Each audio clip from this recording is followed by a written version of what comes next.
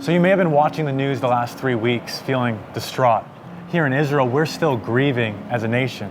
And honestly, a lot of us have been feeling like we're in a little bit of a holding pattern, asking what's next? From some of the decisions and conversations this week, it looks like things may be escalating to more of a regional conflict. But honestly, our trust is not in our political systems or our military decisions. Our trust has to remain firmly on the Lord. Especially because we're also seeing anti-Semitism rise all around the world. It's not just what's happening here. I mean, this was the start of it, of what's happened on October 7th. But things are spreading. There's a lot of confusion around the world, and especially even on college campuses. This uproar of anti-Semitism is really scary. And so we just encourage you. We're grateful for the prayers of everyone that is here. But we also encourage you to pray for the Jewish community around the world as well, because we need to have our hope in the Lord, because He is our source and He is the only one who can give us hope in the midst of the situation. And in the midst of all of this heaviness, we have a reason to hope. Thanks to your generosity through our Emergency Crisis Response Fund, we've been able to be the hands and feet of Yeshua in practical ways. This week, we're now hosting over 1,000 people that have been displaced. They've had to leave their homes from the northern border with Lebanon or from the southern border with Gaza. You're helping to house them, to feed them, and to provide activities for their children.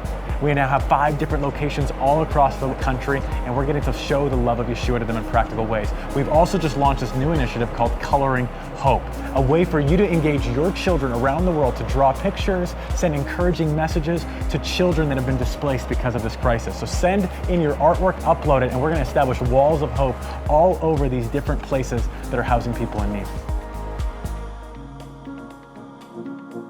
And as I shared last week, we have gotten to have the privilege of partnering with Mercy Chefs, and as of today, we have gotten 20,000 meals that have been distributed out to so many people in need, and we are just so grateful. Now we've heard of the need for grocery boxes, and so we have been able to mobilize partners all around Israel to come and get trained on how to put together grocery baskets, and we are so grateful that we have been able to put together 1,000 grocery baskets that have been distributed, and we're looking to do that every week as well, because that is also such a big need happening as well.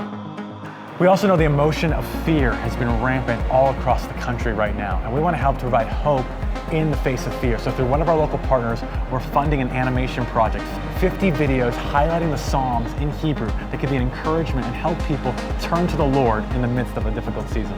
So we just want to say thank you. We want you to know how grateful we are for each one of you. Thank you for joining with us and praying by name for each hostage. We were celebrating that 4 hostages have been released this week, and we're praying and believing God for more.